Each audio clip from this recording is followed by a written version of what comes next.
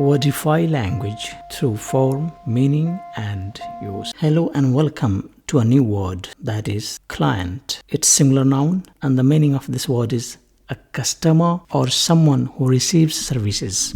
In other words, we can say a customer, but there is a difference between a client and a customer, but these two words are very near to each other. Through examples, we can understand this word. We always aim to give our clients personal attention. We have another sentence. We are all clients of Libyana mobile network. So client is someone who takes the services from a company or from an organization in return for paying the money. Like for example, we use mobile and we pay for this. So we are the clients of the particular mobile company because we always use the mobile. They provide a service and in return we pay the money. Client, if you add s at the end, it becomes clients, and then this word changes into plural noun. That's all we have. See you next. Thank you. Wordify language through form, meaning, and use.